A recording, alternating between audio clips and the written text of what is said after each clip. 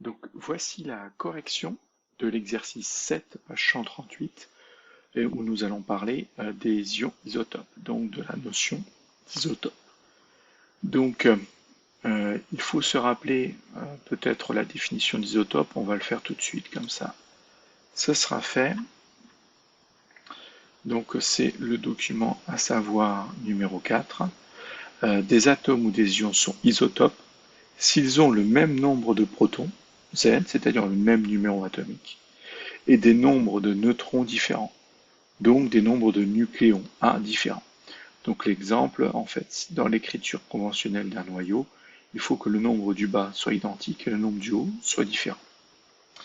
Alors, on retourne sur notre exercice, et on a soit deux ions, qui est X3+, et Y3+, où X et Y représentent les symboles des éléments. Ce sont forcément des faux symboles.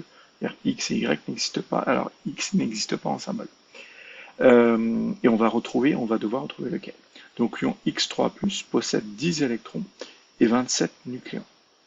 L'ion Y2+, possède 10 électrons et 24 nucléons.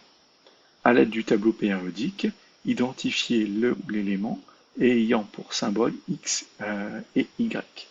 Donc, on va, pour cela, prendre l'ion X3+, on sait qu'il possède 10 électrons. Et il va donc contenir 13 protons. Pourquoi? Parce qu'il est 3+, il possède une charge 3+. Ça veut dire qu'il possède 3 charges positives en plus des charges négatives. Les charges négatives sont les électrons.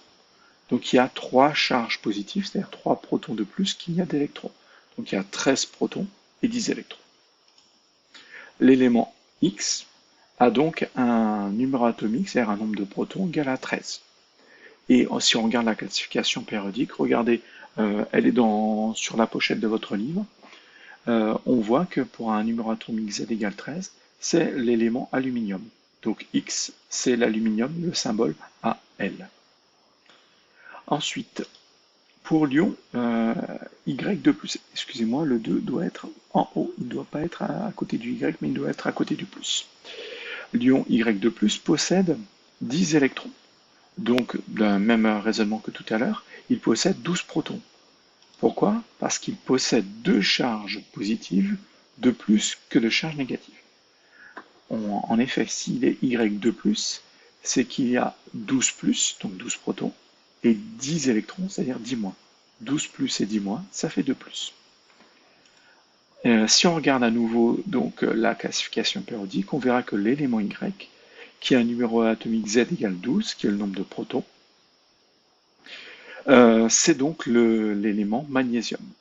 Et Y aura pour symbole Mg. Ensuite, les deux ions X3+ et Y2+ sont-ils des isotopes? Eh bien, ces deux ions n'ont pas les mêmes numéros atomiques, Z. Il y en a un qui a un numéro atomique Z égale 12, il y en a un qui a un numéro atomique Z égale 13. Donc ce ne sont pas des isotopes.